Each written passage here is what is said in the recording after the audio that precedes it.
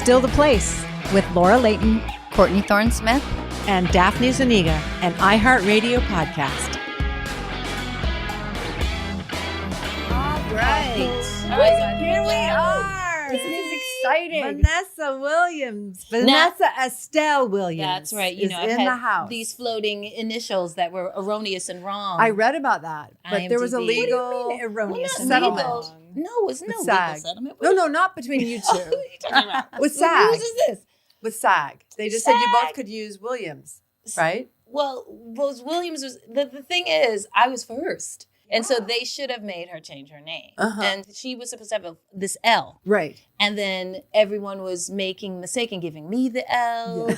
And then Paramount at some point, I think it was like some clerk put an A initial in my middle name. So then I was being known as Vanessa A. Williams, and all these like floating initials, L, A, it was all wrong. And then I just, of late, just after the pandemic, I was like, you know what? I'm just going to do all three of the names that my mama gave me, Vanessa Estelle Williams. Yeah, it's And so- gorgeous. Yeah. I'm glad Yeah, you it's like- finally landed. I mean, where it was- meant yeah. to be. Vanessa, you look insanely Stunning. gorgeous. Yeah, you look beautiful. I I'm walked gonna in, I receive that. almost fell over. Receive How do you it. look better? I'm full of resentment. I'm trying to cover No, it up listen, because you guys are fine and beautiful and amazing. we're fine. That's true. We're fine. But We're you fine. look I mean, like fine in my vernacular. My cultural vernacular, like fine. Not fine. We're fine. Yeah, It's like fine. fine. Like as in fine wine. Like Yeah. my goodness. But honestly, You the look work great. has been, while they were setting up, it's been trying not to talk. Yeah. Oh, We've been but talking we about failed. stuff since you walked in.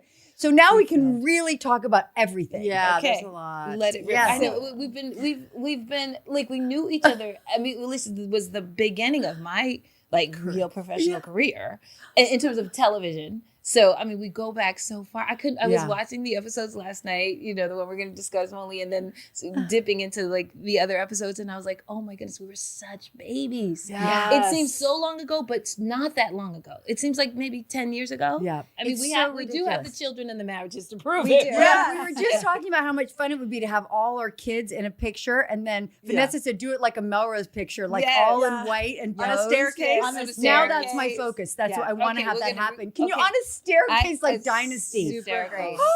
That outside staircase. I wonder if we could recreate it. Remember that picture Yeah, from I the do. first season when we Sure. were all Yes, on the yes. That's what staircase? I was love it. thinking But about. We I tried to also do that in really- New York. I love that Gap ad. We had Annie Leibovitz, that Annie Leibovitz spread. So I like that. Somebody call Annie for us. That's a Yes, great idea. right. Who has her number still? So, do you remember your audition process? Yes, to we Melrose? asked Do you remember everyone. it? God, of Right course. away. Are you kidding me? Of course.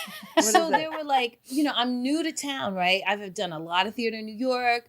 I had done a movie. And so I was like, let me come out to LA and see what's kicking, because I'm a New Yorker diehard. That's why, Daphne, you thought I was still living there, because whenever I'm there, I dig in and I Yeah. love the plays, and I'm just Now, like, was it's your what drew movie me. New Jack Flash? New or- Jack City. New Jack City. There's a bunch of them, right? No, but New Jack City was a New big Jack movie. City. Yeah. and you had It's a the great thing that sort part. of launched my beginnings. And I came here to just check out LA, Yeah. because I wasn't coming.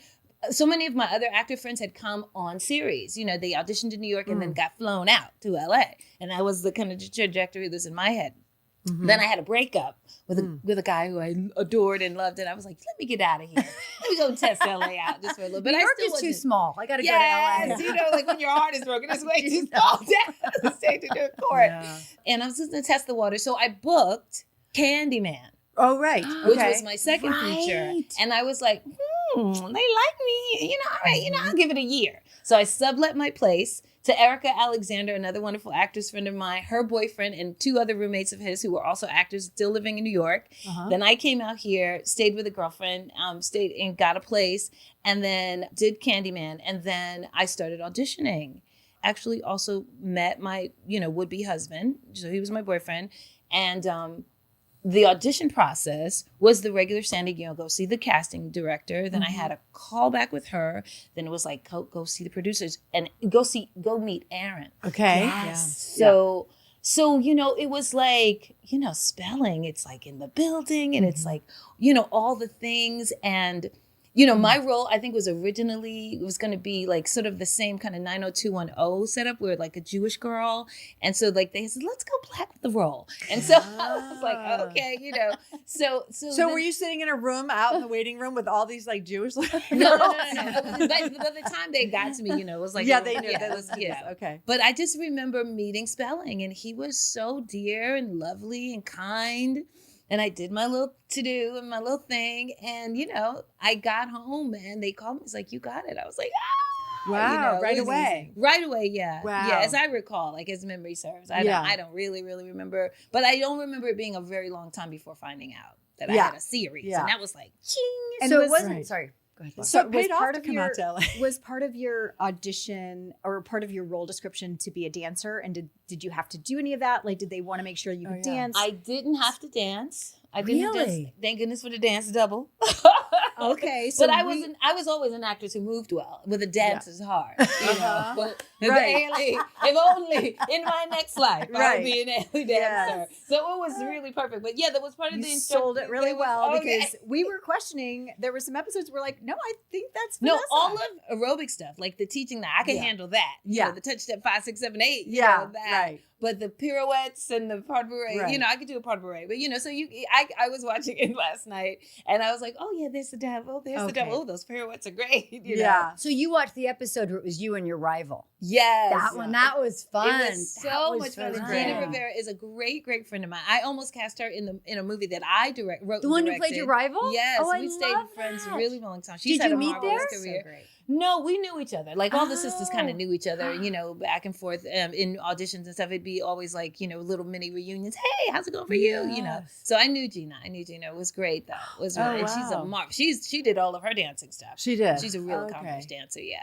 Do you happen to remember the scene they had you audition with for Melrose at all, or no? It was a scene with Doug. It was a Matt Rhonda scene, as I recall. Because you guys were like We 18 were on the show. Yeah, we were bonded. You guys were besties. Yes, we were besties. So, yeah. Wow. Okay. And so wait, I want to go back to right before Melrose. So first of all, you came out here and you got Candyman with my friend Virginia Madsen, right? Oh my God, Virginia was the best. Is the best. Yeah. So fantastic. So it was Virginia Madsen, Casey Lemons, who I knew from New York, and we had such a great time. I wasn't even shooting in Chicago, but they flew me out just to like meet the woman who my role was sort of modeled on. Mhm. We were in Cabrini Green, which was still standing at the time. Okay. And it was so fascinating. They recreated the whole project that looked like, you know, a prison. And so we met the woman. She was so beautiful. Her home was immaculate. Like, you know, it looked like a prison going through all these like, you know, metal doors and stuff like that. And then inside it was like bright and folded towels. And it was so really, really wonderful. And Virginia and Casey had scenes that they were shooting there. So I was there. I mean, Bernard was so beautiful. And that whole process, like my entree to Hollywood To and acting. in the business, Yeah.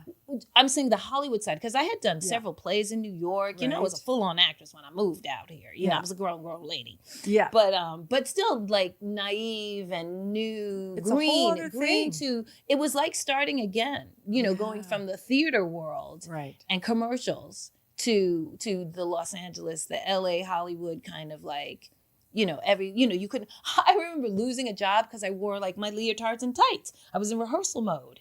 And they, you know, I'm like theater, like, yeah, we'll put it together at the end. And leg warmings probably, right? Yeah. Just shy of the leg For warming. your New York But audition. but I was in my all black. I was doing the Jamie Foxx show, and they replaced me. They were like, "Ooh, no!" They would come through. The producers would come through the read through. I mean, they still paid me, which was lovely. I was like, "Okay, free money. I'll go on a vacation." Good agent. Right, precisely. But it was Because they were confused that you weren't dressed in a way they understood. Well, I mean, I auditioned and I came in like, you know, whatever. But now we're doing the work of You're the rehearsing. rehearsal. I Right. didn't know it was like and this was a valuable lesson, right? That I learned, because it's like, oh, you're always auditioning.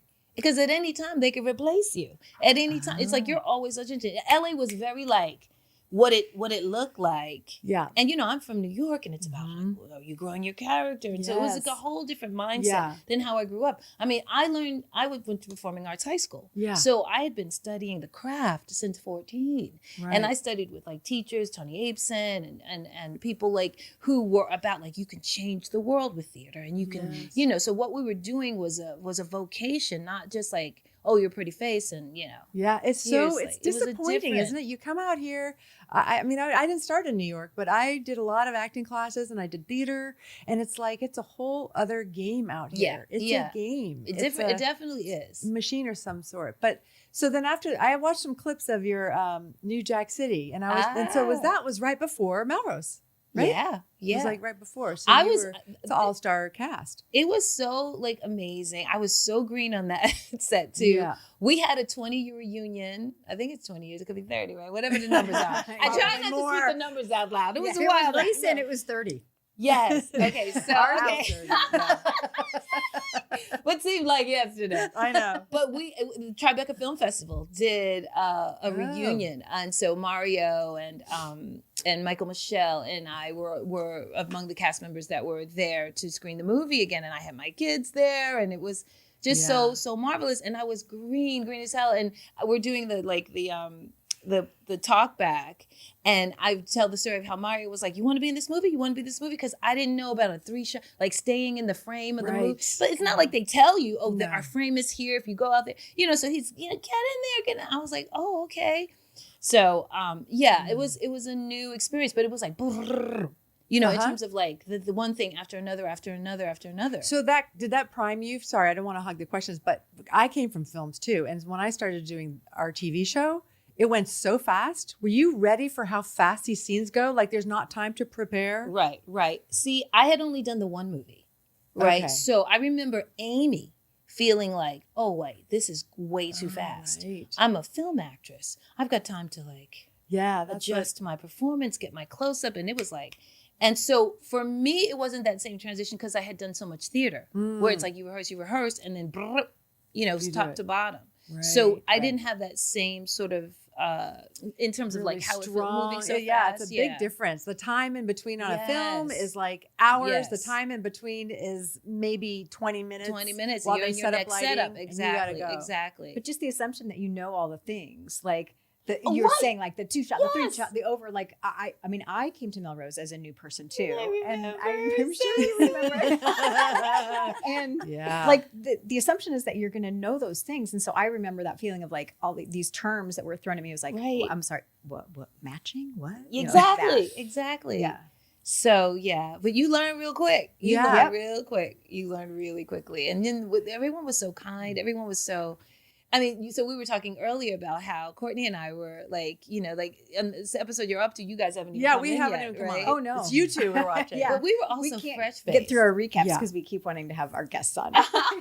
What I think is fun about watching it again from the beginning is I'm watching us all become friends. That's like right. You watch it in real time, like in the beginning, then all of a sudden we'll see scenes where we're actually like looking at each other and laughing when we're all together. Remember how much fun those scenes were? The card game got yelled at all the card game. I remember my apartment, like the Thanksgivings, like all those scenes are just like so crazy. Shooters, that was our hang.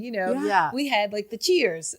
We had all of the television tropes, and it's so funny. Like now, like knowing, that's a theme they introduced, and I see they carried it over. In fact, I noticed like in the episode we're talking about where it says "Call your mother" or "Mother Love" or something on the back of. On the back of Andrew's taxi, which was the B story with Grant and his mom, so it was just like, I was like, oh, look at that. I didn't know that kind of thing. I know you didn't, right? I had no idea. Oh, this is tying into that. So like, it was just wonderful training ground. Yes. Because we did so many episodes. We did 30 episodes. Yeah. 30, that's unheard of. You're just, nowadays like, you're lucky if you get 10. Look at people like, 12. are you tired? Every other year. Eight episodes. I know. Yeah, we really... It was amazing. It was different then. So amazing. Do you have any like favorite story arcs that you got to participate in, or anything that really? Wait. Hello. Who's it? Is it Doug? Hi, Doug. I think it's for you. For me? Oh wow! I just called your name, honey. Let's turn it up. Beautiful. That's hilarious. So cute. Yeah, we thank you. Nice. You too. You That too. was great. You have adult. We all have adult children and married children. Like that is like wow. Hold his Well, microphone. oh wait, close wait, to the, oh your wait. mic Okay, too, yeah. okay. Yeah, they want me to hold us here so we can. Okay, I'll go like. So we can hear it. Yes. Okay, can you hear? Vanessa. Yes, darling. Yeah. Last time we were together, like we had kids in preschool. I Do you know remember? our kids. Yes, yes. Laura and I were just saying how our kids were. I'm trying to see how to hold this just right. Yeah. Hold on. Let's see how we're both in the shop. That's great because the fans remember those two faces together a lot. We were talking about Laura was asking me what were some of my favorite scenes, and I was talking about all of the scenes we had together. We were such chums. We were such buddies on the show, on and off screen. It was so great. Oh, did you freeze? Okay, there you go. Oh yeah, absolutely. So- I'm back. I'm back. Okay, good. Yeah, I had all of that. I had all of that humiliating dancing to do with you. Yeah, you were coming to the class. Yeah. You know, because you had to keep the body right. Okay. I was pathetic. No, they cut it. They cut it. So we all looked good. We all looked so good. That's so great. Well, you haven't lost a second of your kindness. Oh, sweet. That's so funny. And I'm still dancing. I love to dance. I go to Mama Shelter, Utopia Tribe, and I keep up with all the DJs. So yeah, I love dancing. I love it.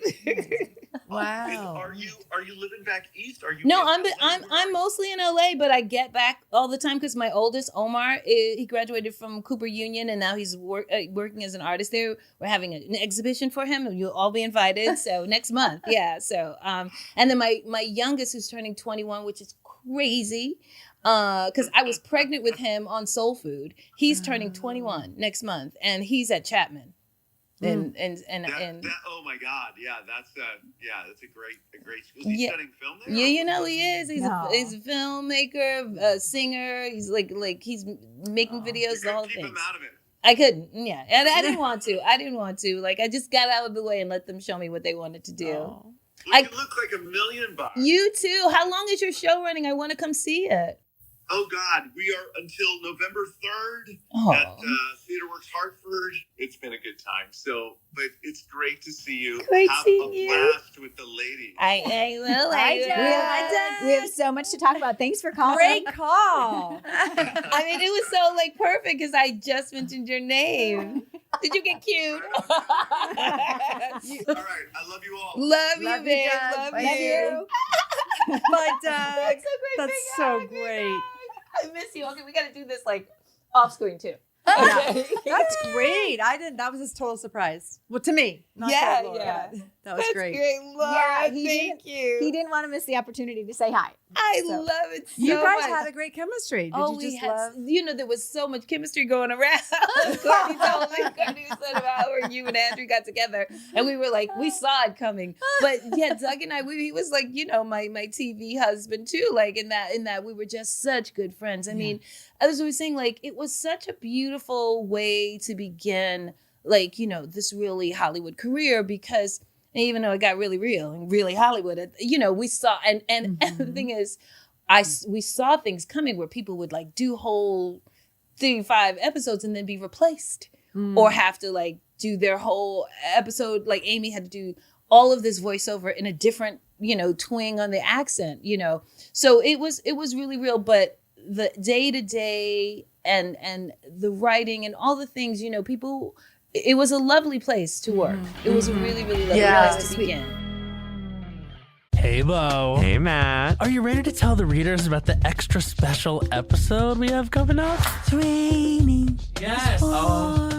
See, but you can do that kind of spooky scary. Well, yeah, but it's also because it's a ride. So Yeah, you I go know. up and down on it. But you're in it, Yeah, exactly. You're in the spook. I think we have to let them in on our little surprise. Yeah, if you haven't already figured it out, can't believe this, Mariah Carey will be joining us this week. I say, oh, I want to go work with such and such. from across town. Yeah, from across town. My girl across town. Yeah, across town. I know a guy across town. I know a guy. Readers, publicists, Katie's, and finalists, tune in to maybe the most unforgettable episode of Las Culturistas yet. There's one more question which I promised myself I would ask. Can you drop that grunge album? I'm so mad that I haven't done that yet. But you don't have to be mad because you're in control. I am, but who do I drop it with? So should we start a label? Maybe. Wow. Listen to Las Culturistas on the iHeartRadio app, Apple Podcasts, or wherever you get your podcasts. I felt too seen. Dragged. I'm NK, and this is Basket Case. So I basically had what back in the day they would call a nervous breakdown. I was crying and I was inconsolable. It was just very big, sudden swaps of different meds. What is wrong with me? Oh, look at you giving me therapy, girl. Finally, a show for the mentally ill girlies. On Basket Case, I talk to people about what happens when what we call mental health is shaped by the conditions of the world we live in. Because if you haven't noticed, we are experiencing some kind of up conditions that are pretty hard to live with. But if you struggle to cope, the society that created the conditions in the first place will tell you there's something wrong with you, and it will call you a basket case. Listen to Basket Case every Tuesday on the iHeartRadio app, Apple Podcasts, or wherever you get your podcasts. Daphne Caruana Galizia was a Maltese investigative journalist who on October 16, 2017, was murdered. There are crooks everywhere you look now. The situation is desperate. My name is Manuel Delia. I am one of the hosts of Crooks Everywhere, a podcast that unearths the plot to murder a one-woman WikiLeaks. Daphne exposed the culture of crime and corruption that were turning her beloved country into a mafia state. And she paid the ultimate price. Listen to Crooks Everywhere on the iHeartRadio app, Apple Podcasts, or wherever you get your podcasts.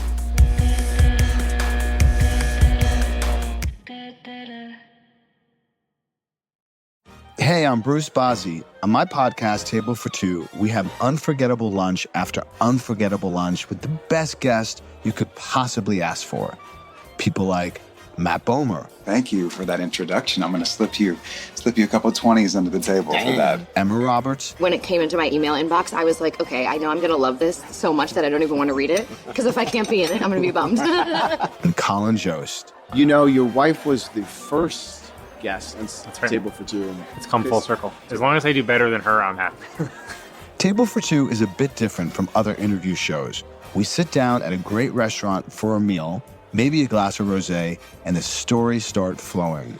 Our second season is airing right now, so you can catch up on our conversations that are intimate, surprising, and often hilarious.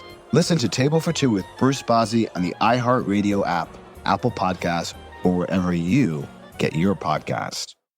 Hey there, I'm Dr. Maya Shankar, and I'm a scientist who studies human behavior. Many of us have experienced a moment in our lives that changes everything. A moment that instantly divides our life into a before and an after. On my podcast, A Slight Change of Plans, I talk to people about navigating these very moments. The last couple of years has been the hardest season of our marriage for sure. I'm surprised our marriage survived it. I think we both are. I think we both were barely holding on. Nothing compares to how hard this is. Their stories are full of candor, awe, and hard-won wisdom. And you'll hear from scientists who teach us how we can be more resilient in the face of change. True behavior change is really identity change. Every action you take is a vote for the type of person you wish to become. Listen to A Slight Change of Plans on the iHeartRadio app, Apple Podcasts, or wherever you get your podcasts.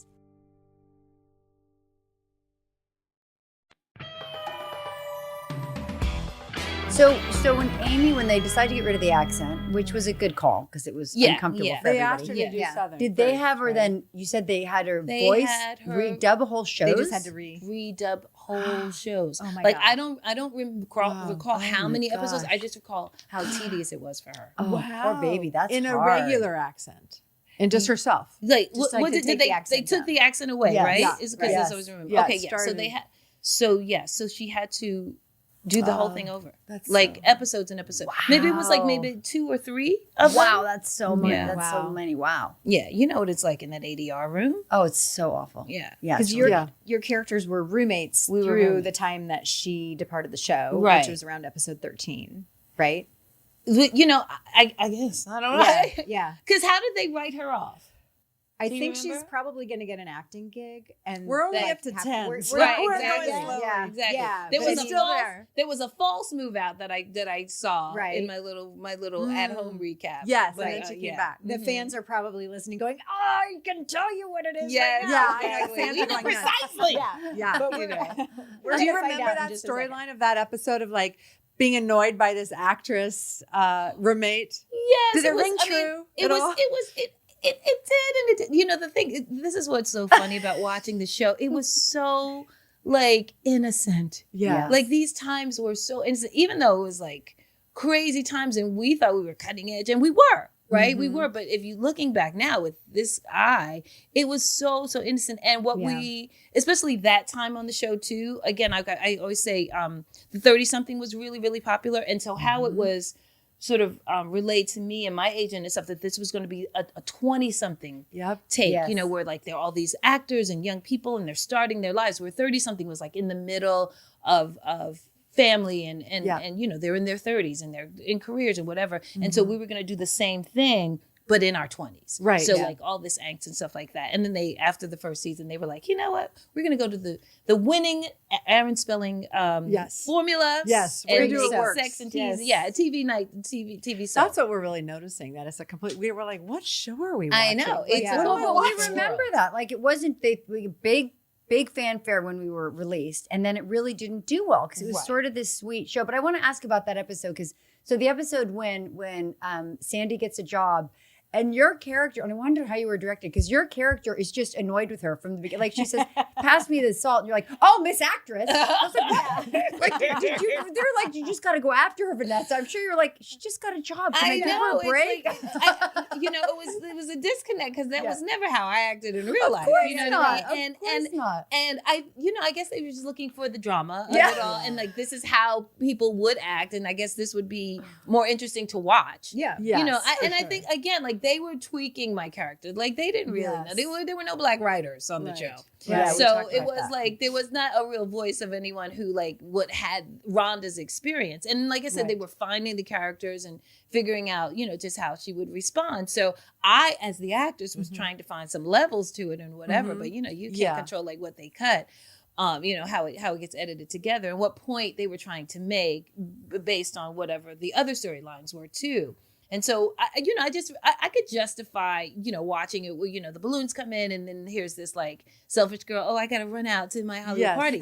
And then what I thought when I was watching it too was, you know, anything could have happened up in that party. Like she's going out without her roommate. Right. Like I was like, no, she would have taken her girl, or, you know, or some friend with her. Yeah. To make sure, now that we know what Hollywood is. What those Hollywood don't you parties think it's are. interesting in 2024 looking back at how innocent and how naive things we didn't think of at the time or fashioned didn't and notice. Yeah. just like Okay, well, I got to say, I did love those hats though. I was The like, ooh, I kept those hats. Those hats were wonderful. I mean, I know. Did you get to keep them? Some of those pieces were my own, actually. Oh, yes, and I was like, oh, I still have that Moshe dress, top. Yeah. And but you know, it was very, you know, I was like, oh, that's still my style. That little eclectic off the shoulder. Yes, you had a real style. You had a real. She was really great, and I think that the costume people really pulled from what was going on in the day. You know, all of that. You know, leisure wear as outerwear. You know, the tights, the leg warmers, and and always combat boot. Always a combat boot. Right. You know? So it was fun. It was. So you did have a say in that. Would the wardrobe person say, like, bring you things that you liked? Mostly they brought me things that like, and you know, occasionally I was like, oh, I have this. And, you know, it was like a collaboration. And certainly all like the wraps, the African wraps. And, you know, because my whole thing was like, my hair is natural. This is how it comes out my head. You know, when I got to Hollywood, every black girl had a weave down to her neck. So it was radical to be on a TV show with like little tiny budding locks and, you know, twist out and just like, you know, here I am. Like, this is beautiful too. You know, so I've always felt like politically conscious, and, you know, I call myself a naturalista OG, the OG. Because it's that whole movement of natural hair and, you know, not having to keep up with any other kind of standard of beauty. Right. And so Rhonda was really killing that. Well, that's amazing. That really was ahead of your time, because that just came back up a few years ago. You were so far ahead of your time. Kudos to them for embracing it. This is what I'm saying, that I got hired like that. You know, it was really, they were really moving the needle and really conscious of it. Darren was really great, to, you know, as we go to talk about that, you know, the aftermath kind of episode where I read an initial draft and I was like, Rhonda can't say, you know, I know that there are Black people who say those people. I said, but, you know, Rhonda can't, as much as she's out of touch with her community, and she's been in this bubble and in a suburban bubble, and all her friends are, you know, mostly white people, you know, she can't really disassociate herself so much. Like, I was like, I didn't want myself and my character to be confused that this would somehow be like my point of view. So I was like, yeah, she can say that, but she can't point over there like these people are different than her. And so it turned the whole gist of the story. I was so grateful. Oh, you expressed that, and then they and Darren heard me. I had a whole little meeting with him. I was like, oh, you did? Oh, I did. So what was the script originally? Your lines? What like, the vibe. The vibe. I can't remember precisely, but I went in there and I talked about that I didn't want to like be so out of it. Right. That I didn't want Rhonda's character to be so out of it that she also was saying those people over there. So let me just, for our audience who didn't see it, because not everyone follows along, but this is the episode where it's the same year as the Rodney King. No, it was the same year, exactly. Because as I was watching, I said, let me see, when did this happen and when did we shoot this? So the verdict, and the verdict happened in May of 92. Right. And that episode aired in September. Right. So it was fresh. So that episode, what happened in the episode? So in the episode, you know, Billy comes back and he's gotten robbed. And, you know, I was so glad they cut away, because I was like, what happens to Billy? Like, how's this happening? And we're all the whole, you know, home crew is like concerned, like, what happened? And he's just like, I got, you know, whatever, the car got robbed, but he just got robbed, but there's not a scar on him. Right. There's not anything. And it was like a dangerous time because, you know, the riots had happened, all of this angst about the policing of our neighborhoods and everything was really at the fore. It was really, really, you know, volatile times. And he was down in South Central. He was dropping off a lady in South Central, and then his car gets robbed, and like his cab gets like, you know, bashed in. But they just take him for his money. Right. And then what else happens? Well, I think you're talking about the scene when he comes back. Right. And he said, I'm not going to go down there again. Right. Yeah. It's like he makes some sort of deflection about those kinds of people. Yeah. Or like monolith. Yeah. Yes. Yeah. Right. Not like this is a specific thing that happened. I got jacked and these guys, whatever. He just like blankets the whole area. And that was a sentiment like, oh, don't go down into the jungle. And, you know, Rhonda says, oh, what, the jungle? And all these things like that. So Rhonda takes it like, oh, what are you saying about the community that I come from just because I live here with you guys and I'm in this bubble? And then it also causes her to reflect. So this is what I go into Darren's office with like, you know, she can't be part of among the people saying those people over there and I'm separate from that. She's got to realize, oh, I need to grow myself. I've been away out of context, haven't seen my grandma, my cousin, you know, whoever still lives in South Central, whatever. And that was the thing, like we never got to see Rhonda's background. Right. But certainly, you know, she knows people there. She, you know, she's a part of that community no matter where, you know, where you are. And so I was just really grateful that that Darren really heard me and turned it into, okay, let's everybody have an awakening.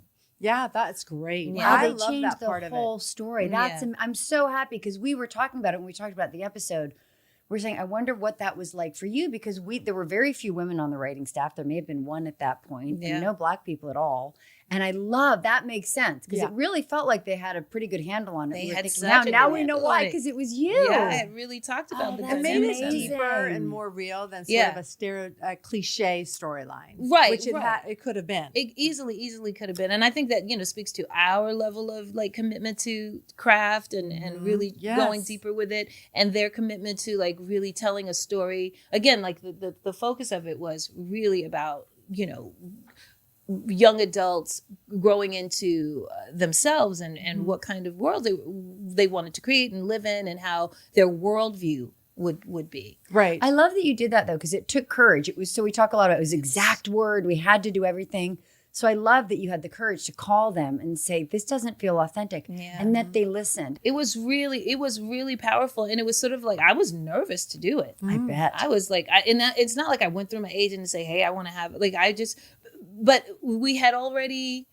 there had been this sort of like familiarity within the production company and Aaron and Darren, that I felt that I could come when something troubled me.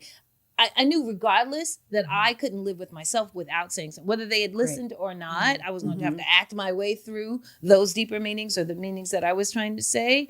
It was moving to be able to affect the change like that. Yeah. Mhm. Did you feel like that in other storylines? Like, did you find yourself, like with that door open, was that then an ongoing conversation that you... It wasn't necessarily an ongoing conversation. Listen, I was happy to be there. Yeah. Okay? Real talk. You don't want to push it was it, a right? job. No And one it wasn't that I felt like I would be pushing or anything, but it never got like that sensitive about these like racial kinds of things. Yeah. Then it just became universal themes of like relationships with your mom, what do your friends say, and the actor angst, like that wasn't something I needed to go to bat for. Right. You know what I mean? of Like, course you not. know what I mean? Like, it was just like, okay, this could be somebody's take on it. Yeah. Another episode that comes to mind was when Rae-Dawn Chong came. Oh. Talking about roommates from hell. But how far along is We're that? just Like, about that's down there. the- I think we're about to watch it. Oh, so you can talk. because it's after Amy leaves. Oh. And then she comes in? I get like this single white female kind of storyline where so it's just like excited. she's like commandeering my life and rearranging my hangers in my closet, and I'm like, where's my I cleaned everything with bleach and inside out. It was just like so Oh my God. so funny. And Rae-Dawn is such a marvelous actress, so it was like beautiful having her as a guest star and having to do all that. And it was such a like differential from any character we'd ever seen her play. Yeah. So she was on it. She was I can't so wait. great. That's so coming fun. up. It's We had really such fun. great guest stars. We talk about that a lot, how much did. fun it is to see who came through. I miss that about being a regular on a show. Yeah. I miss meeting all the people you get to come through and get to work And with. wonderful I miss that. directors as well. Yeah. Who do you Really remember great. the most? I don't know. After just- 30 years, we can't ask us Yes. to remember Wait, names. some of them have come back. The Richard Lang we remembered. Yep, okay. Dennett, Charlie Carell and Charlie Carell. We talked about Victoria with Thomas. He had a hard time with Victoria Victoria. Hochberg. I don't know if she was Yes. Bethany Rooney. And, That was yeah. Bethany Bethany Rooney. Rooney. Bethany who Rooney. does That's who I everything. was trying to remember. Yes. Bethany Rooney. And then I worked with Bethany again on some other shows. Yep.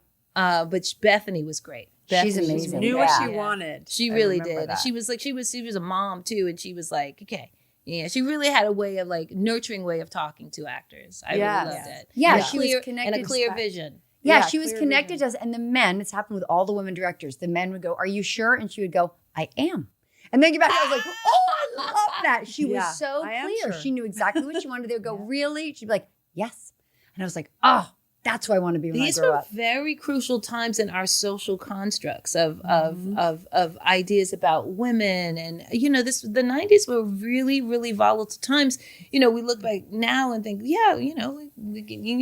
have women's rights and all the things, but we were moving the needle so far at those times, and Yeah. it was really cutting edge. That's a good point that you're saying, Vanessa, because I think of the 90s and again, my age being so young, like you're saying, we're also young and innocent. So I think of it as a very nostalgic, joyful time, but you forget what really, in a bigger sense, those times were about. For sure, for You sure. know? I mean, that we can list all these women directors on our show. That wasn't the norm. Yeah. And That's even, true. yeah. And even, And even the storylines, we went back to, I've seen a lot of them now, and just all the drama that they came up with was violence against women. Yes. That was a go-to. Yeah. Yes, I Did mean, you like, have that? Did you feel that Well, coming as like Rhonda? in the season 1? Did that change? well, remember the episode where Amy is getting stalked? Yeah. Like it's a light stalking. Yeah. It's flowers. I You know know. what I mean? Like There's he a didn't rape her. flowers. Yeah, Yeah. there's flowers. Yeah. But I was like, oh, this was them touching at some really deeper stuff that was happening. But I feel like they were really trying to balance this, 90210 echoes, right? Like we were like in that sauce of that with doing much more cutting edge, deeper, Story, yeah. 30-something ideology and themes. I think they, as a show, were trying to figure themselves out. Yeah, like we're all for saying, sure. start out that way. Because some of your storylines about I'm thinking of you with Terrence and the. Oh, I didn't watch those again. Okay, yeah. Let me go Oh from no, we memory. haven't watched. We Yeah, haven't yeah, gotten no, there no, no, actually. no. But I just remember and what you thought of that. I was wondering, wasn't he on for a while? Yes. Yeah. I think Rhonda was really like moving through. Okay, am I an artist? Am I a career woman? An entrepreneur? I've got my business here. And then there's some man who wants to come and just swoop me up and just put me in as a trad wife, right? Yeah. Which is the term now, Trad right? wife, right? Rhonda's a trad wife. Exactly. And so, that ski, that was one of the outfits I wish I had kept. Oh, darn it. Oh my goodness. This one suit, this was, it's such a great thing. He took me skiing. So he was taking her out of her, what she could afford. Showing her what her life could be. Showing her what her if- life could be with yeah. him. But she was like, listen, I'm not such you can't just buy me. Hold on, Right. hold on. I've got career moves and other things I want to do. So really, I think these were ideas and themes that women We're going our through. age were going through Yeah, for sure. I So agree. it tracked with what was going An on. older guy comes in who has a career and stuff and kind of just takes you to all this fancy stuff with Yeah. important, fancy. You don't wealthy own me people. now. So yeah, we're Yeah. going to do this together. We're going to but be. you come back to the apartment and you pick your buds, right? Yes. Yeah. What So- was the outfit? Oh, Can you okay. share? That outfit was like a Was it- beautiful like onesie. Like a pantsuit? Are you on a like date? No. That when he took me skiing. Oh. Like I literally, I had Oh, like, yeah, a like ski your a ski ski suit. outfit. Oh, yeah. But can Probably- we talk about my kiss with Néstor? Oh. Oh, my Oh, goodness. yeah. That was my Let's first do. on-screen kiss. Yes. Really? Oh my goodness! I never thought of myself as a leading lady. Who could So to be able to have an on-screen kiss, it was just like I was always like the sidekick, the friend, Right. and so to like have a kiss, it was so great. Was it? It was so great. Was he? What was he like? He with was marvelous. that? We had the same agent actually, so that was really cool. He was cool. He was very, Latin lover, like just beautiful and marvelous. So that was great too. Okay, like in terms of how this was good feedback that we got. So originally, my character Rhonda was going to be sort of like a plain Jane, and she couldn't really get a date, and they were going with that idea. Have they seen you? And then then it wasn't really tracking to No. how it was going on. Then they cast Vanessa Estelle. Like if she can't get a date, then we're all in a lot of Exactly. trouble. Then I started to have like boyfriends and all these things. So that was so much fun. Yeah. That was really, really fun. I see. Yes, So you yes. did have effect there too. Yes, again.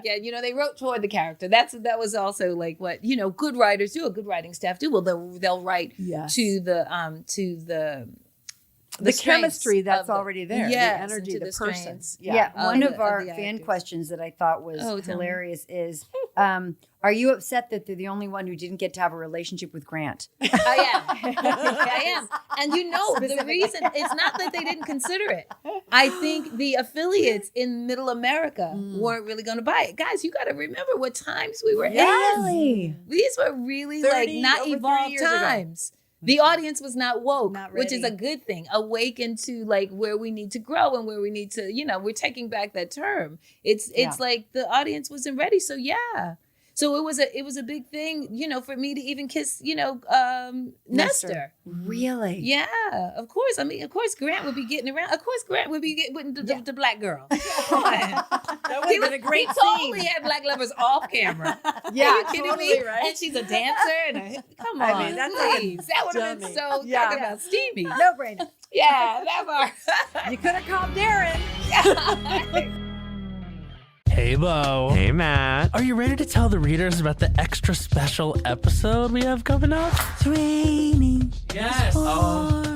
See, but you can do that kind of spooky scary. Well, yeah, but it's also because it's a ride. So you go up and down on it. But you're in it, you know? Yeah, exactly. You're in the spook. I think we have to let them in on our little surprise. Yeah, if you haven't already figured it out, can't believe this, Mariah Carey will be joining us this week. I say, I want to go work with such and such from across town. Yeah, from across town. My girl across town. Yeah, across town. I know a guy across town. I know a guy. Readers, publicists, Katie's, and finalists, tune in to maybe the most unforgettable episode of Lost Cultures this yet. There's one more question, which I promised myself I would ask. Can you drop that grunge album? I'm so mad that I haven't done that yet. But you don't have to be mad because you're in control. I am, but who do I drop it with? So should we start a label? Maybe. Wow. Listen to Las Culturistas on the iHeartRadio app, Apple Podcasts, or wherever you get your podcasts. I felt too seen. Dragged. I'm NK, and this is Basket Case. So I basically had what back in the day they would call a nervous breakdown. I was crying and I was inconsolable. It was just very big, sudden swaps of different meds. What is wrong with me? Oh, look at you giving me therapy, girl. Finally, a show for the mentally ill girlies. On Basket Case, I talk to people about what happens when what we call mental health is shaped by the conditions of the world we live in. Because if you haven't noticed, we are experiencing some kind of up conditions that are pretty hard to live with. But if you struggle to cope, the society that created the conditions in the first place will tell you there's something wrong with you, and it will call you a basket case. Listen to Basket Case every Tuesday on the iHeartRadio app, Apple Podcasts, or wherever you get your podcasts. Daphne Caruana Galizia was a Maltese investigative journalist who on October 16, 2017, was murdered. There are crooks everywhere you look now. The situation is desperate. My name is Manuel Delia. I am one of the hosts of Crooks Everywhere, a podcast that unearths the plot to murder a one-woman WikiLeaks. Daphne exposed the culture of crime and corruption that were turning her beloved country into a mafia state. And she paid the ultimate price. Listen to Crooks Everywhere on the iHeartRadio app, Apple Podcasts, or wherever you get your podcasts.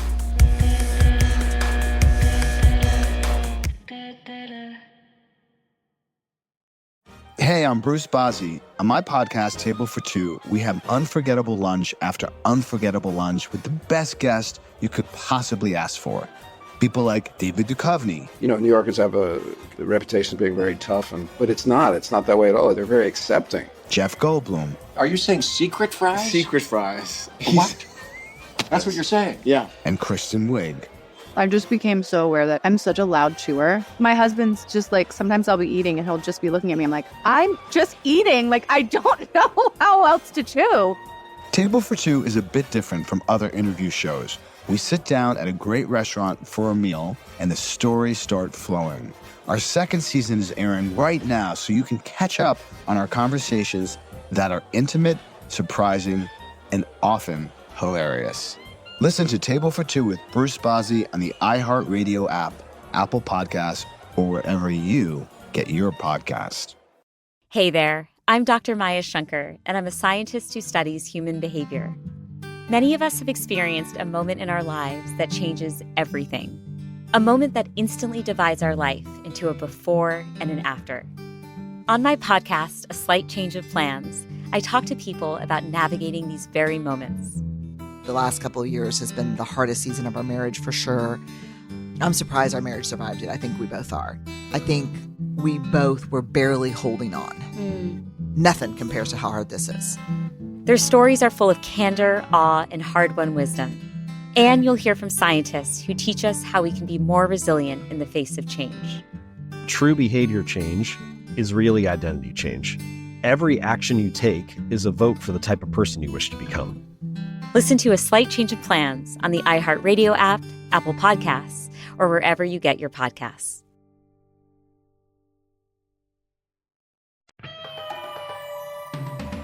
Did you feel that like through the course of season 1? Did you feel like the writing was there for you, or like did you see as the show was evolving? Because we've had people say like, and I think you've even mentioned in interviews, like there were no Black writers and they didn't really know what to do with your character. They didn't know what to do with my character, which is why eventually like I left, especially when the show turned from like, it's just going to be nighttime soap opera and everybody's going to be sleeping with everybody. It's like, they didn't know what to do, but I never felt it.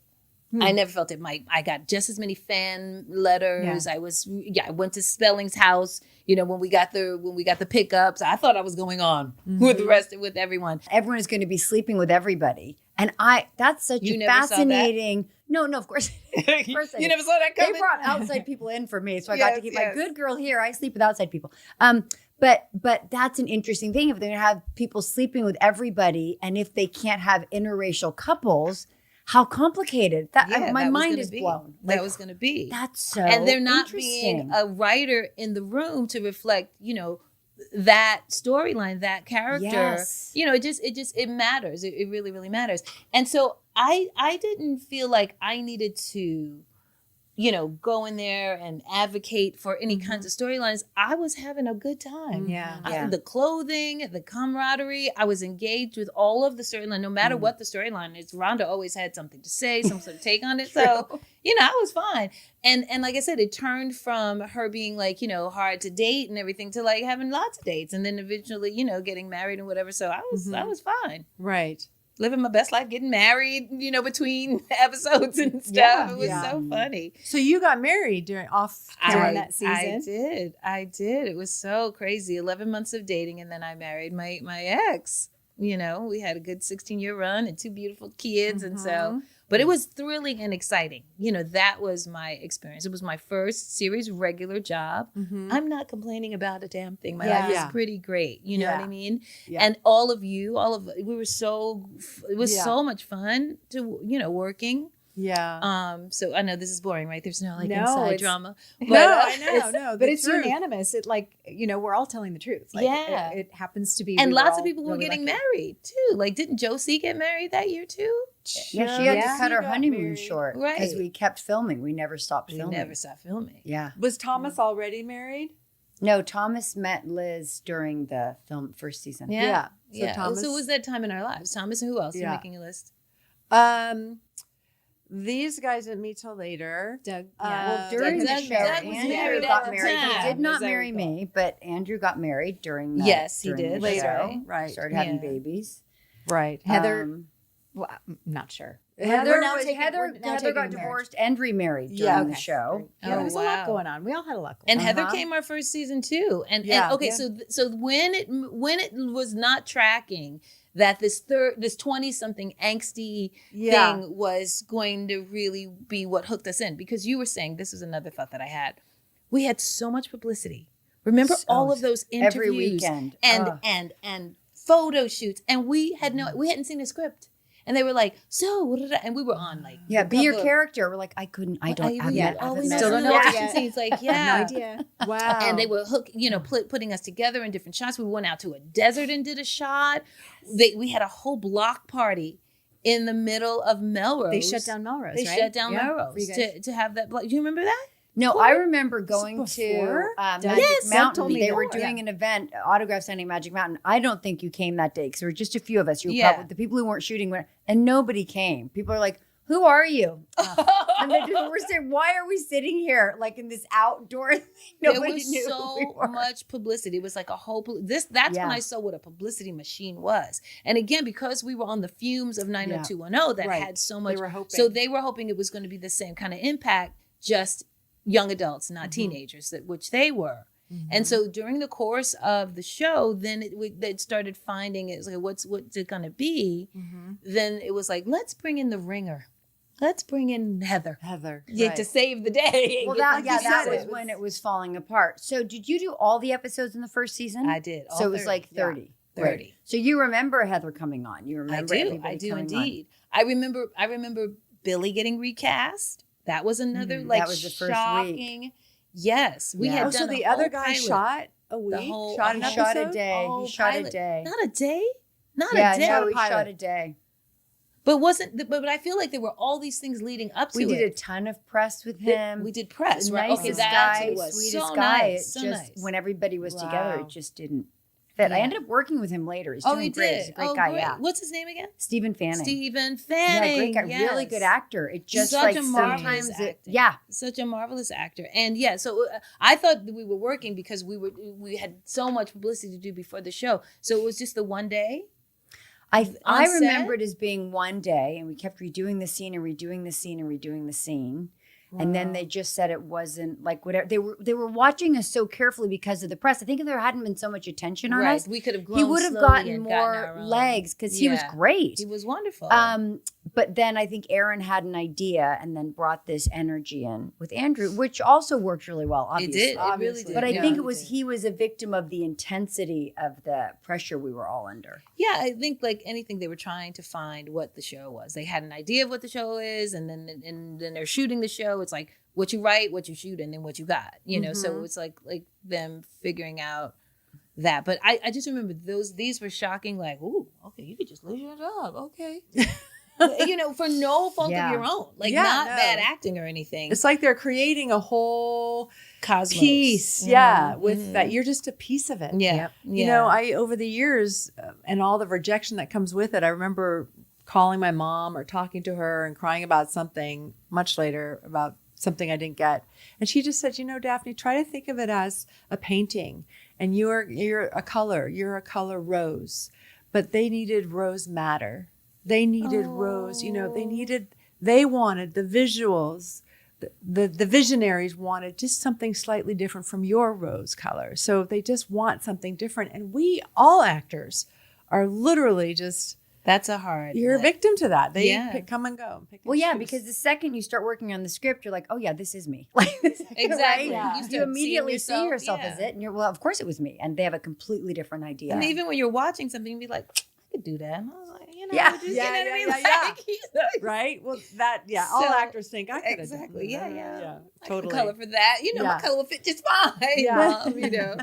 So Vanessa, do again, looking back 30 years later, with the lens of being in 2024, I just want to ask, obviously no Black writers in the room back then, no people of color pretty much anywhere, and making the rules and calling the shots and writing the stories and stuff.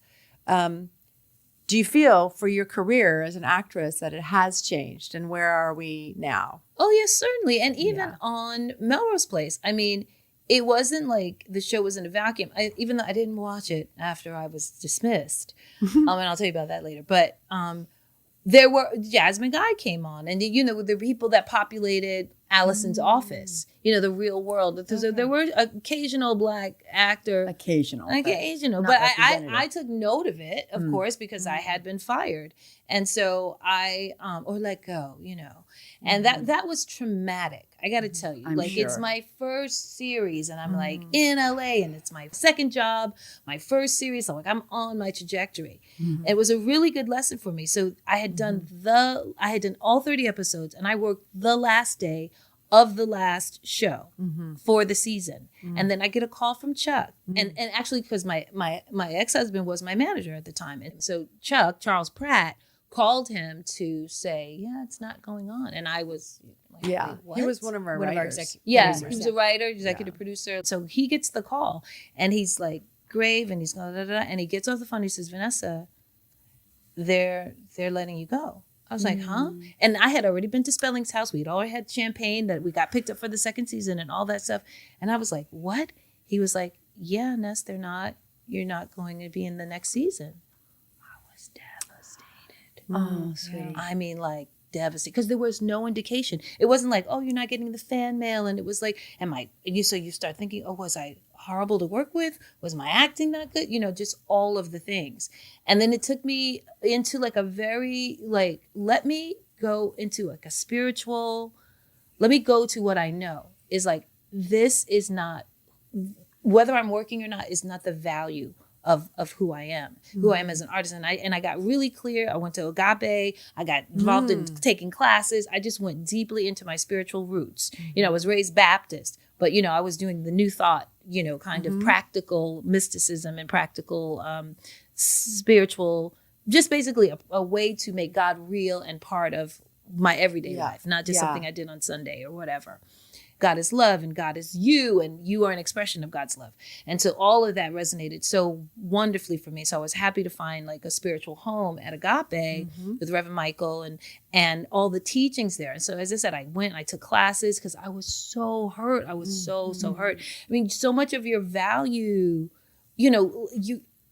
so what I came to was that, if I let whether I'm working or not be the measure of how good I am as an actor, then I'll always be at the mercy of this business of someone else. I said, I'm still that fine actor who booked that job and booked the jobs before, whether I'm working or not. So it was a very painful, but very purposeful lesson to take going forward. Yeah. And then of course I booked other things after. Went on. Of stuff. But it was I felt like a bait and switch kind of thing. And again, I was like, well, if I had known I wasn't coming back, because the other thing about not knowing that I was coming back was I could have auditioned for other shows. Yeah. I could have gotten on Living Single. There was like a bunch of shows. I mean, I think, there would have been opportunities. I wouldn't have been like sitting out the whole next season because I would have had my next show. Right. But what that gave me opportunity to do was go to Spain, go to Europe, and be the face of Melrose Place in Europe. So then I got a show in Spain on Telecinco, and I had like all these people like mobbing my car because Melrose Place was playing in all these places. Yeah. And so you guys were on the set working, and I was getting all the love and kudos. And from that appearance in Madrid, Telecinco offered me a variety show. So now I'm living another. Wow. Of course I did. Wow. I did a show called Vivan los Novios Gran Fiesta. I was in Spain for 4 months, getting tutored in Spanish, speaking in Spanish, singing Gloria Estefan shows. I'm like a whole Lola Falana, variety show thing. Oh my gosh. It was amazing. That's incredible. Amazing. I've done a show in Spain. I was a guest on one of those. I know what you mean. Like yes, literally like, in terms of like what the format of these shows. Yeah. But I did like full on production numbers. Wow. Oh, it was just the best thing ever. Isn't it amazing? It was really amazing. Well, just hearing your story about this, first time I've heard all this, and I think we've all had that in our careers at times where you just, have gotten let go or something isn't working out, and you have to go deeper and you have to find your self-worth and your value because even if you're constantly being rejected. And I remember my story came later about this, but just thinking it's over, falling to death. Will I ever work again? And also like, who am I? Is my child, because you have done this your whole life since you were a child and your dreams, and you just think, is your child dream over? Is that it? They are discarding you. And kudos for you for freaking going deeper and finding that spiritual anchor and the truer truth, the bigger truth. Of you, and then you find there's infinite. There's more it's so there. Infinite. You are so much more than that, Rhonda. Thank God to Deepak and Wayne Dyer and all of these truth teachers that I was able to find as a result. I mean, I think I would have found them anyway because I'm a seeker. We're all trying to balance that. And I thank my religious roots, my Baptist church, going to church every Sunday. My grandmother was the organist. So I have all that. So I had a spiritual practice and then I sharpened it and tuned it to make sense for my life. I tailored it to, I want this part of it, not that part of it. I want the love message. I want to live as Jesus. I want to know that I'm, that he came as an example of how you can live in peace and be kind to, your community and your world and make a difference. So it was, it's like, how are you going to survive this Hollywood thing, this monster, if you don't have something deeper and richer to anchor you and hold you? Because most of it is no. Most of our lives as actors is no. Yeah. And it's only it's like you are bigger than this job that you came in to do. And A and B, most people, they quit before they even had a chance. Yes. But we have all, you did that and you kept going and kept going. And it's like, you were meant to do this. Well, that was the thing. It was also like a calling, right? Yeah. So that it's not like I could really quit and be happy. Like this was what my calling is, my service, when when you know that you would do it and have done it, whether they were paying you or not. Yep. You know, it's sort of like, oh, and that's when I would talk to people. I was like, well, find the thing that really you love that you would do whether they were paying you or not, because then that's your passion. So, yeah, I mean, it was a good time, but it got me ready for welcome to Hollywood. Yeah. Like for real. Like they'll roll out the red carpet for you and they'll snatch that up. Oh yeah, in a minute. True.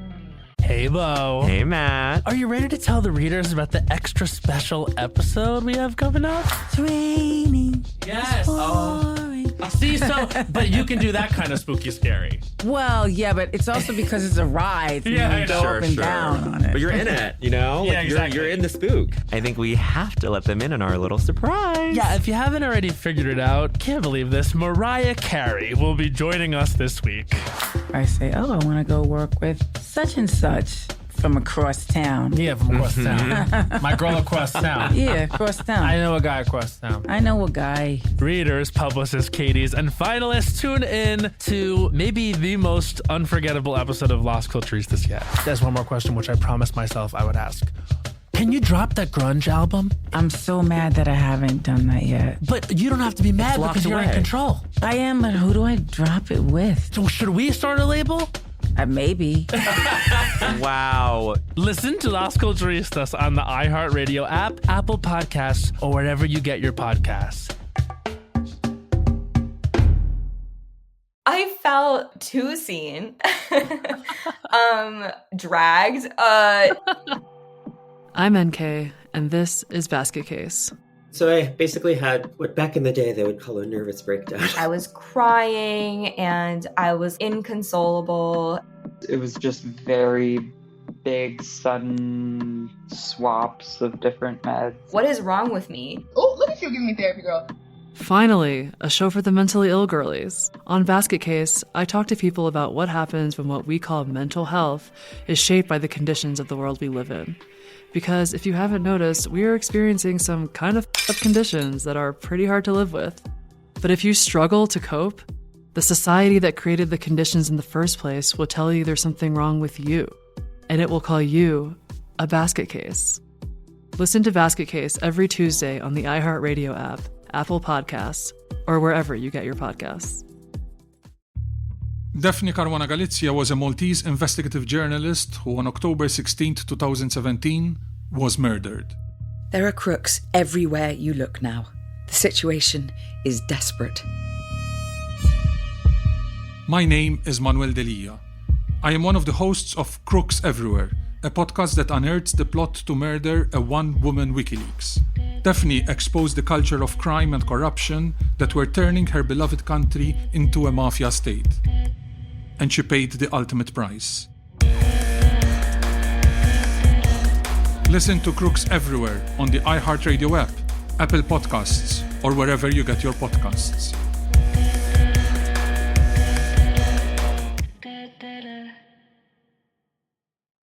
Hey, I'm Bruce Bozzi. On my podcast, Table for Two, we have unforgettable lunch after unforgettable lunch with the best guest you could possibly ask for. People like David Duchovny. You know, New Yorkers have a reputation of being very tough, but it's not. It's not that way at all. They're very accepting. Jeff Goldblum. Are you saying secret fries? Secret fries. What? That's what you're saying? Yeah. And Kristen Wiig. I just became so aware that I'm such a loud chewer. My husband's just like, sometimes I'll be eating and he'll just be looking at me. I'm like, I'm just eating. Like, I don't know how else to chew. Table for Two is a bit different from other interview shows. We sit down at a great restaurant for a meal, and the stories start flowing. Our second season is airing right now, so you can catch up on our conversations that are intimate, surprising, and often hilarious.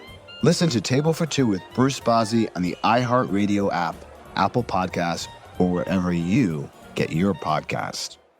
Hey there, I'm Dr. Maya Shankar, and I'm a scientist who studies human behavior. Many of us have experienced a moment in our lives that changes everything. A moment that instantly divides our life into a before and an after. On my podcast, A Slight Change of Plans, I talk to people about navigating these very moments. The last couple of years has been the hardest season of our marriage for sure. I'm surprised our marriage survived it. I think we both are. I think we both were barely holding on. Nothing compares to how hard this is. Their stories are full of candor, awe, and hard-won wisdom. And you'll hear from scientists who teach us how we can be more resilient in the face of change. True behavior change is really identity change. Every action you take is a vote for the type of person you wish to become. Listen to A Slight Change of Plans on the iHeartRadio app, Apple Podcasts, or wherever you get your podcasts.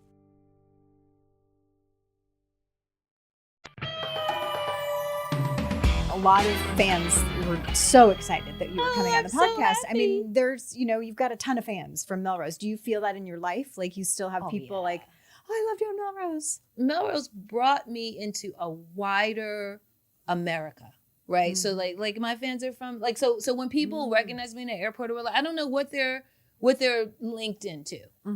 Certainly some people of a certain age will like Melrose and being that representation on Melrose Place was also very crucial and very, very marvelous. I know lots of Black people said, I stopped watching it when you left. I stopped watching it. So you left a whole, because it was a whole, connect so a whole swath of the audience was left, Yeah. But you went on to do, I went on and looked, Murder One, you did several episodes, Chicago Hope, of course, Soul Food. I was a series regular in Murder One. Yeah. And that was like a very, I talk about that being, I was really a very highly paid extra, because while so the OJ trial was going on. So we were doing the first sort of maybe not the first, but like a court trial, like law office kind of show. And then the real life crime, court show of a century took over the airways, be televised. Wow. Right. So then our little murder show, people were like, yeah, okay, whatever, but here, let's really see what's going on. Right. And this is on the heels of the Rodney King thing, right? So 94, 94, right? So it's volatile times, and LA is smoking, and because, the community felt the way it did about how those officers got, free, when that verdict came, even though it was questionable, we said, this is American law. This is what, if you have enough money, you can get off. And so this man is going to, all of us knew, it looked very. You mean OJ? Yes. Yeah, of course. So no one was convinced, but we were like, this is how law goes down. This is how it went down. Those white guys got to rob. He can afford it. Exactly. American justice has a price tag, and certainly a color, but it definitely it can be bought. Right. So, and you were on Murder One. I'm on Murder One. Thank you for keeping me on track, girl. Yes, it's okay. We're here for Murder One. Exactly. This had that age thing. I was like, well, what was I talking about? This is our podcast. Keep it on track. Keep it on track. Why do you think we need exactly? I had to bring my own cheat notes, but so I had an episode, a little breakout episode on Murder One, and my boyfriend got arrested, and then I went to my bosses, and so it was really, really great. And then they got into the show, the anchoring storyline, and it didn't really include, or they didn't really include Rhonda's Rhonda. What was my character on there? My character's point of view. Yeah. So I was just answering the phone, and I'd be chilling in my dressing room on that Fox lot. I'd be like, okay, y'all want to pay me this series at regular money? I'm here for it. And but it was still wonderful. I was on the set. I was watching what the directors do, and lighting and all that stuff. So it was a great education. It was wonderful. Yeah. And that lasted a bit, and then you did. Yeah, that lasted a year. Of course, Soul Food. So how is it to be on Soul Food after all of these other being sort of minimalized on these other shows? Soul Food was a mecca. So the only, I wish it were different that we were shooting in LA, but I think that would have, I don't know if we would have bonded the same way, because sort of like being at away camp and forging friendships and the show was so big, and we didn't really know because we're tucked away in Canada and Toronto shooting it. So we had no idea we had an idea because Melinda Williams was telling us, listen, this is about to be a thing, listen, people are gonna be making babies, like all this. She predicted all of it. But it might have been more distracting being in LA with everyone's life and their connections, coming in. We would have had, access. We had lots of wonderful guest stars, but we've had more. The casting extras was sometimes difficult, I Why? remember doing it because Canada is really a different country. Yeah. And so some of the cultural differences, you know, Canada, the African-American people there are from the Caribbean. Yep. And so, you know, I remember the director having to like teach these people, teach the guy who was hired to be the pastor how to like lay his hand on somebody, you know, these things that are like part of the culture of the African-American church in the States. It was different.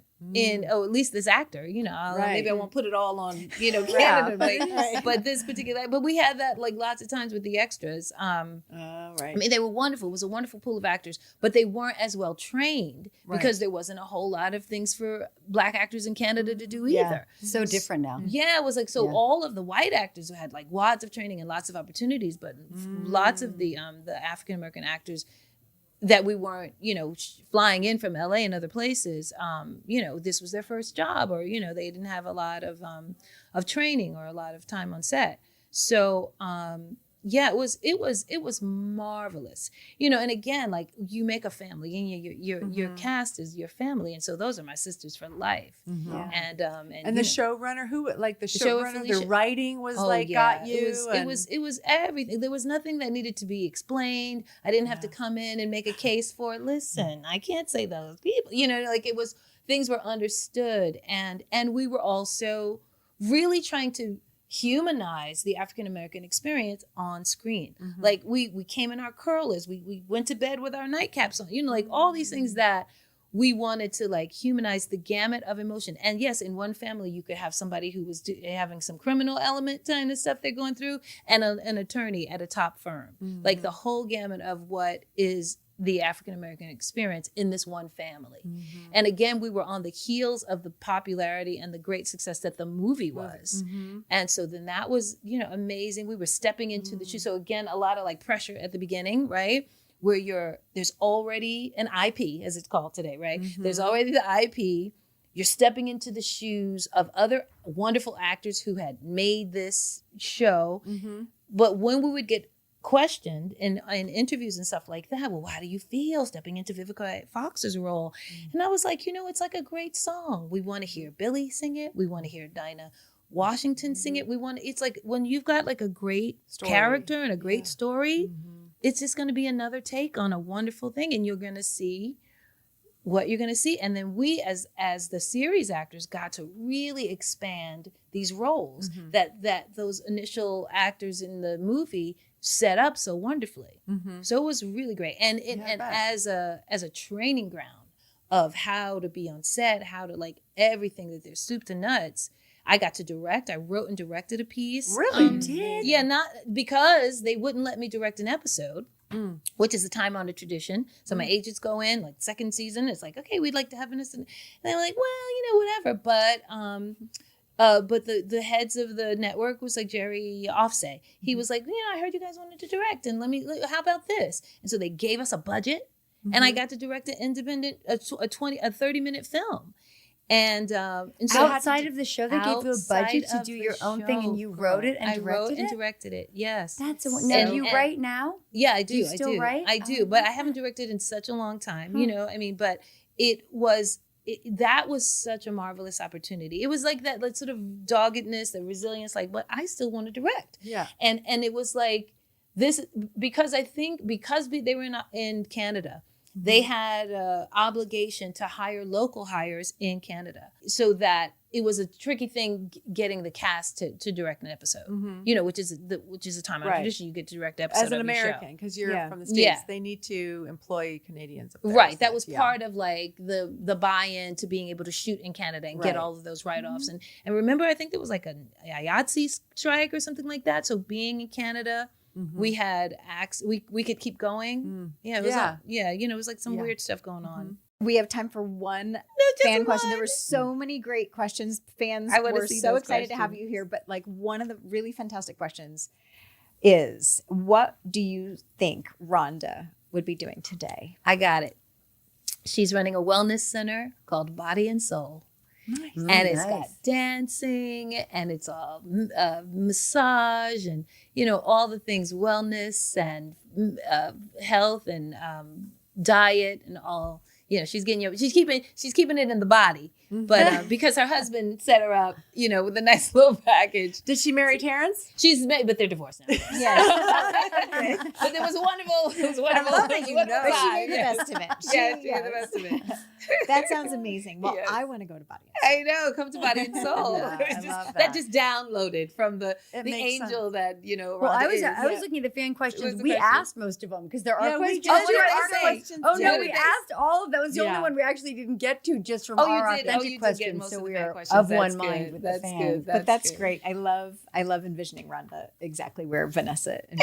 And I love envisioning all of us there getting right, exactly. I mean, we could talk all day, but is there anything else that you wanted to say or you remember from Melrose? What I was going to say, just in terms, I was having a wonderful dinner, catching up with my other castmate, dear friend, sister friend, Melinda Williams, and she was talking about this impact that we have in the minds, in the zeitgeist of American television, and that these characters live in the context of their time and in the context of our lives. And what a beautiful opportunity and honor we've had to tell these stories through these characters, and that this is all a part of the context of who we are as artists. Yeah. So I thought that was a really powerful way to hold what we do as sacred. It's so easy to be like, oh, what have you done for me lately? What's your next thing? And all those things. And I just feel like, what we're doing, the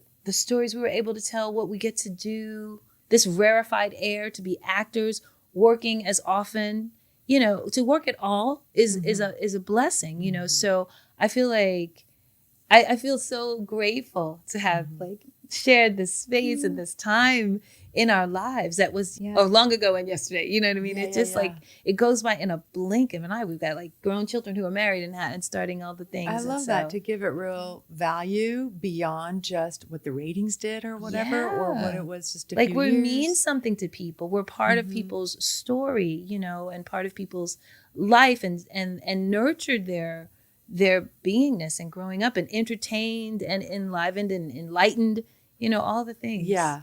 It's powerful. Well, we something that comes up for us a lot. We shared that time. We were the same age as the people watching it. So we have this shared memory, all of us. We have the experience of the show. They watch the show. We really share it with people. It's a really special thing. Coming of age, right? And it's such a great way to sort of wrap this up. We have loved being with you as a person, and we shared this thing in our past, but we're so happy to have you in our present.